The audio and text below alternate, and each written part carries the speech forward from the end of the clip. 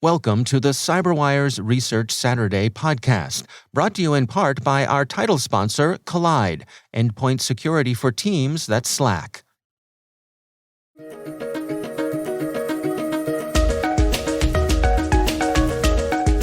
Hello, everyone, and welcome to the CyberWire's Research Saturday. I'm Dave Bittner, and this is our weekly conversation with researchers and analysts tracking down threats and vulnerabilities, solving some of the hard problems of protecting ourselves in a rapidly evolving cyberspace. Thanks for joining us.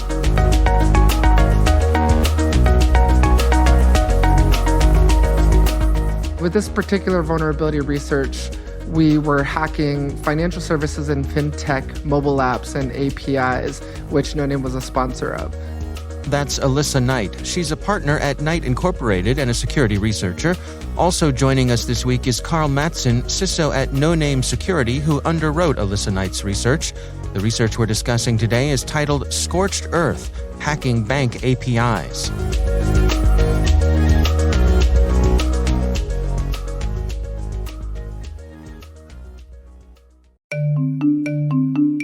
And now, a word from our sponsor, Collide. Collide sends employees important, timely, and relevant security recommendations for their Linux, Mac, and Windows devices right inside Slack. Collide is perfect for organizations that care deeply about compliance and security, but don't want to get there by locking down devices to the point where they become unusable.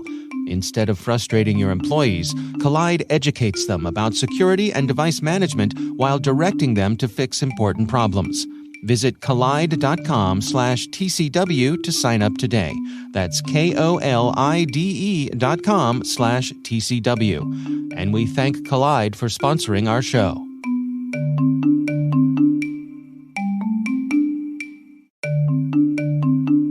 We would also like to thank SpyCloud for their sponsorship. Stolen data circulating on the criminal underground is fuel for data breaches, account takeover, ransomware attacks, and online fraud. Your biggest security risk might be a breach or malware infection outside of your control that leaks the data of your users. SpyCloud constantly recaptures and analyzes new data from the criminal underground, powering solutions that proactively protect over 2 billion employees and consumers worldwide.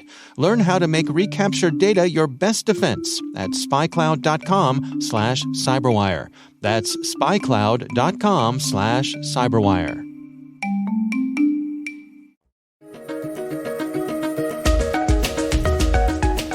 The way we work with our clients in this specific capacity is that we have full final cut rights as far as the content is concerned, meaning that we can say whatever we want and our clients don't have any say as far as what we can and cannot say in that content.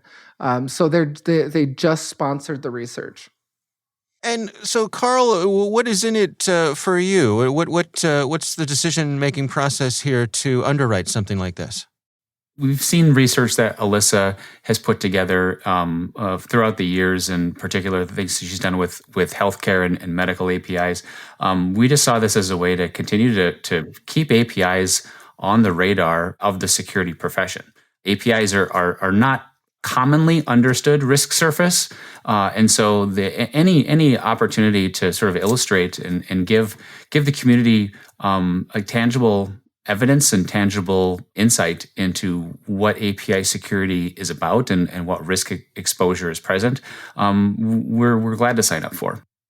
Well, let's dig into the actual research here then. I mean, Alyssa, how'd you get your start? What kicked you off on this investigative journey here? Yeah, so this actually started back when I was an analyst and wanting to create a different kind of white paper. And that was, just taking my 20 plus years of experience as a hacker and combining that with my love to create content. And so I'm really doing I'm basically merging these two worlds and this dichotomy that I have as a hacker and as a content creator and producing content that I think really speaks volumes to the people that's either reading it or watching it in the form of a film. And so I've been doing this for about 21 years. And, I originally was arrested as a hacker when I was 17 Went to go work for the U.S. intelligence community in cyber warfare shortly after that, once the charges were dropped, and have been a white hat ever since. So, this allows me to really break out of that bash shell, if you will, or that interpreter prompt, and really combine hacking with, a form of content marketing, which we're really disrupting. Well, let's dig into the specifics of this particular case here. When you decided to come at these API keys in banking apps, where do you begin? So the methodology that I follow is starting with the mobile app itself and doing what's called static code analysis. I use an open source framework called Mobile Security Framework, or MobSF.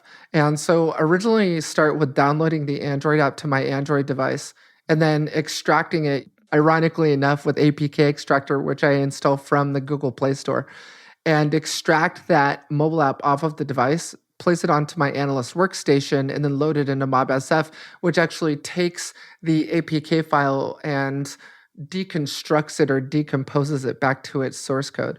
And it allows me to then comb that code looking for hard-coded keys and tokens, or in many cases, usernames and passwords, believe it or not. Even though it's 2021, developers are still doing this, hard-coding API keys and tokens. Karl, I'm sure you've seen a lot of this as well.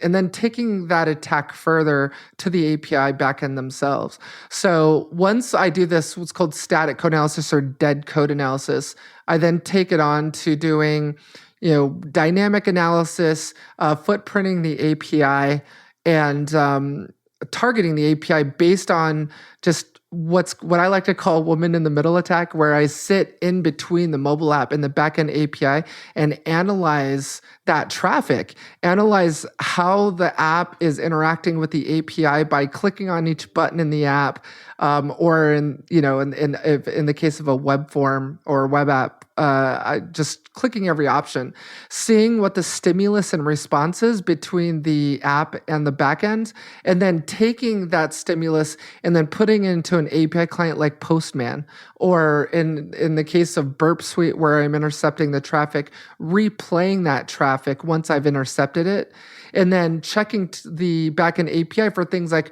broken object level authorization or broken authentication vulnerabilities that allows me to request data that doesn't belong to me, which a lot of APIs that I've been testing have been vulnerable to. It's a systemic problem. Well, let's dig into the actual findings here, because reading through them here, they're pretty grim, yeah? Yeah, so one of the banks that I worked with, so this is the target categories of apps were banks, neobanks, and cryptocurrency exchanges. And, the individual findings themselves, I would definitely urge people to go download the white paper as well, because it's got all the empirical data in it from the research beyond these numbers. But the bank apps, there were 30 of those apps, 27 lacked obfuscation, 30 were vulnerable to women in the middle attacks, and 30 contain hard-coded API keys and tokens. The neobank apps, I tested 20 of those, 17 lacked obfuscation, 15 were vulnerable to women in the middle attacks, and 17 contained hard-coded keys and tokens. And the cryptocurrency exchanges, there were 10 that lacked obfuscation out of the 11 I tested. 10 were vulnerable to women in the middle, and 7 contain hard-coded keys and tokens.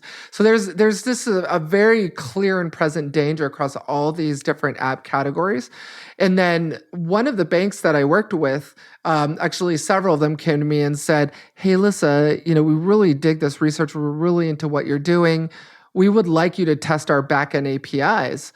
And so in testing them, I actually was able to log in as myself and then request to change the PIN code of any bank customer at the bank and move money in and out of accounts because of these what are called BOLA vulnerabilities, or broken level authorization vulnerabilities, and broken object level authorization, as well as broken authentication. So these problems are allowing me to basically perform transactions or change information that doesn't belong to me at the bank. And I guess the best way I can describe it for your audience is I'm authenticated, but I'm not authorized to perform the functions that I'm performing, or perform the API request I'm requesting. Karl, my perception certainly has been that if anybody had their ducks in a row, it was the banks, it was the financial services organizations, because it's that old joke, that's where the money is. So my perception has been that they have the resources to secure these things. This research points that perhaps that's not the case. I think as a broad generalization, Dave, that might be fair to look at financial services firms having, achieved, generally speaking, higher levels of maturity because they oftentimes can invest a great deal in their security programs. But API security is a little different from the respect that one of the things that Alyssa just mentioned was things like the use of third-party code or interrelationships with third parties. And API calls, whether let's say it's a consumer using their mobile application to check their bank balance and move money, it usually is an interconnected network of first-party and third-party services that run behind that application. And so you're introducing a type of complexity in securing a mobile application and banking that is still relatively new surface for bank or financial services organizations to undertake.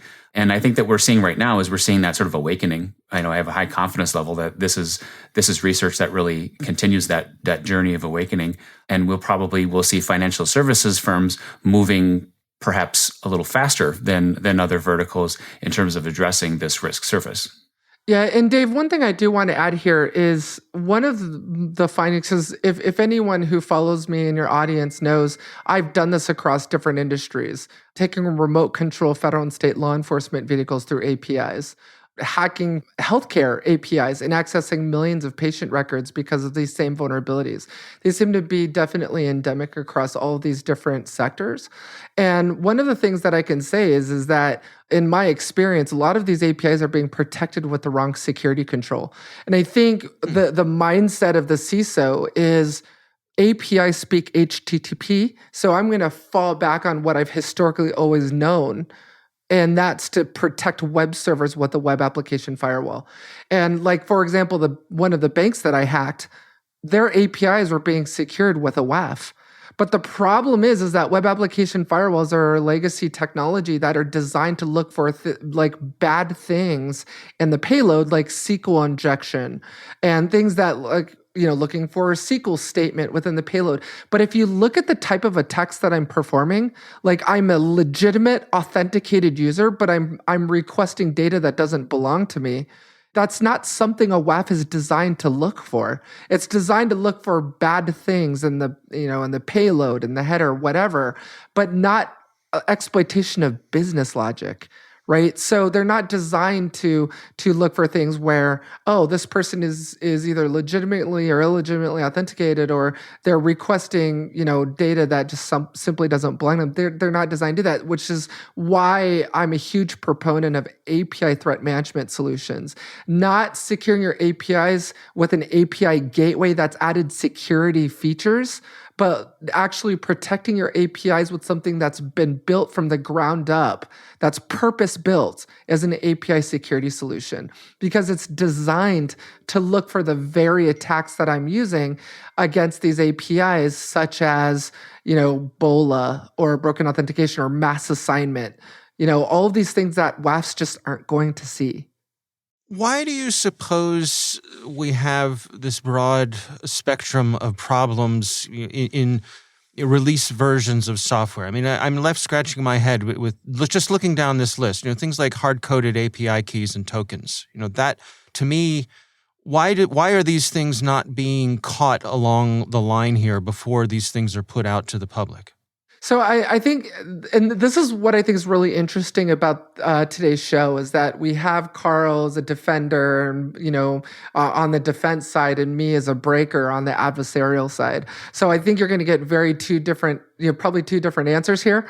But I can tell you from my perspective, I think it's even still in 2021. We're still not learning from the mistakes that we made more than 2 decades ago, and that's shifting left security and shielding right. And I think in talking with some of the developers, A lot of the organizations that I've spoken to, they'll send their they'll have their employees do that annual security awareness training. Like, this is what a spearfish looks like. This is how you're going to be targeted with social engineering. That annual required training, but they're not sending their developers to secure code training.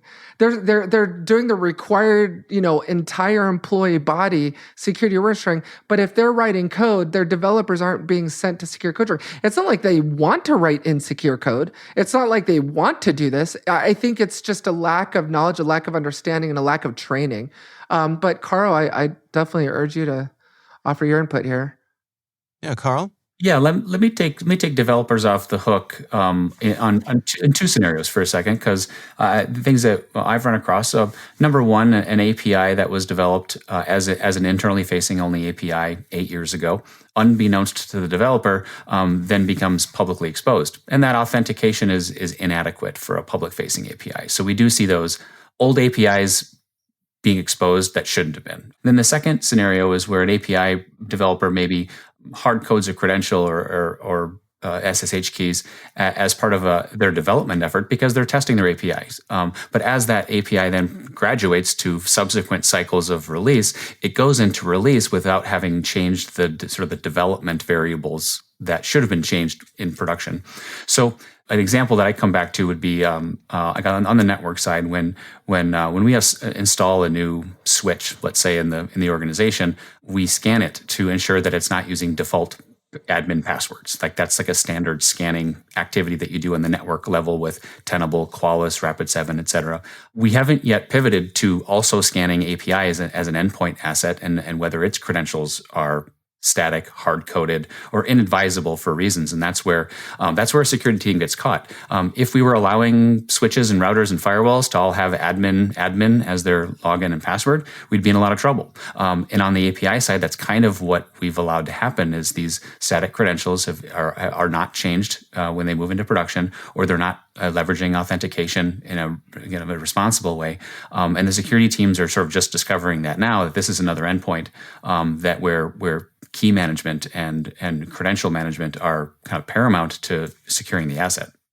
Yeah, and Dave, I do want to expound on that here too as well, and the fact that not only was I finding hard-coded API keys and tokens in the apps for that particular FinTech or FinServe that I was testing, but also the hard-coded API keys and tokens for third parties as well, payment processors, or in some cases AWS workloads and S3 buckets. So I mean, it's a real problem, and in the documentation from these third parties, it even says in many of the sites that I went to look at the documentation, right there in plain sight, it's do not hard code this, without obfuscating it, without applying any kind of white box or obfuscation, white box encryption or obfuscation, and they're doing it anyway.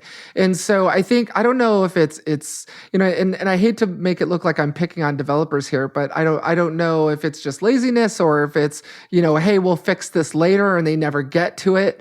I don't know, and I'm sure it's a different answer for every organization.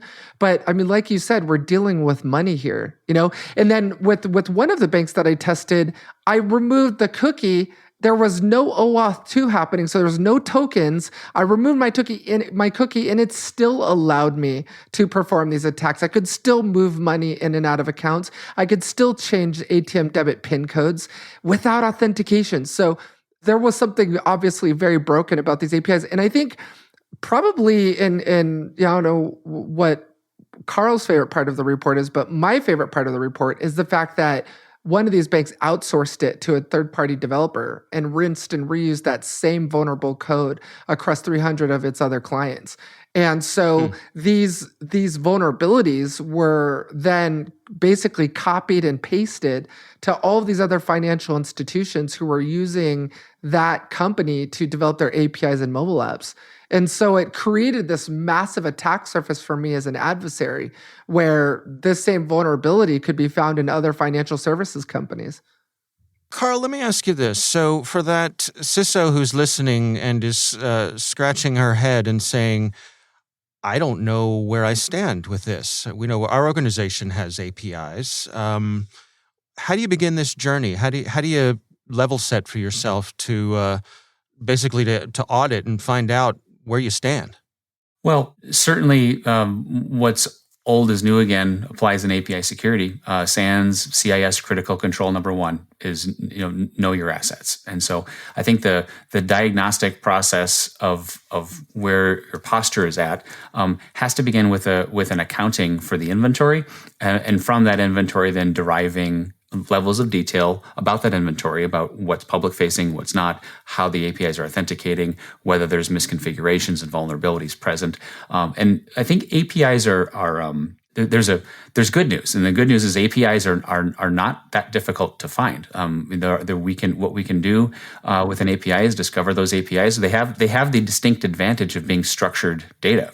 And structured data is not impossible to find on the network, and so that's what we do almost uniformly, regardless of where a company is starting from and when any customer we start with. It all begins with a discovery and the creation of an inventory, and then from that inventory deriving then the characteristics so that we can paint what I call the operating picture for the organization. Your operating picture of APIs that includes those third-party APIs that Alyssa's talking about, that includes the custom-developed ones, that includes the inner APIs that may be service-to-service workload calls that we might take for granted typically. But that know thyself principle applies to APIs as it does to any security discipline.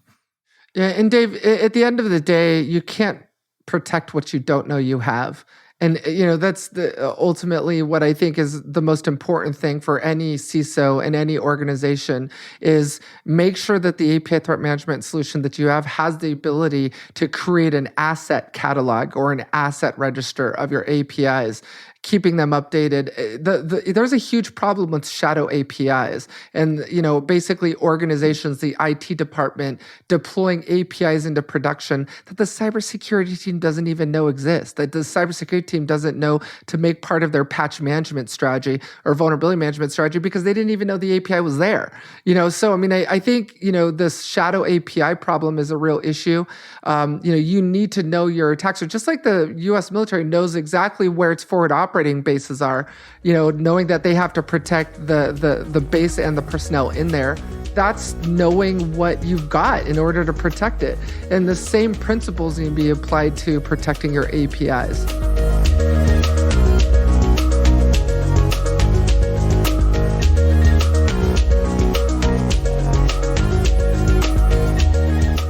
Our thanks to Alissa Knight and Karl Mattson for joining us. The research is titled Scorched Earth, Hacking Bank APIs. We'll have a link in the show notes.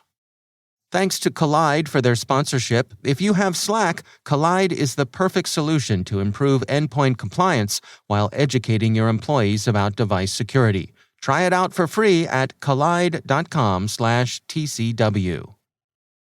Thanks also to SpyCloud for their sponsorship. Learn more about how SpyCloud transforms recaptured data to protect your business from account takeover, malware, and ransomware at spycloud.com/cyberwire. The CyberWire Research Saturday is proudly produced in Maryland out of the startup studios of Data Tribe, where they're co-building the next generation of cybersecurity teams and technologies. Our amazing CyberWire team is Elliot Peltzman, Trey Hester, Brandon Karpf, Eliana White, Peru Prakash, Justin Sabi, Tim Nodar, Joe Kerrigan, Carol Terrio, Ben Yellen, Nick Valecki, Gina Johnson, Bennett Moe, Chris Russell, John Petrick, Jennifer Iben, Rick Howard, Peter Kilpie, and I'm Dave Bittner. Thanks for listening. We'll see you back here next week.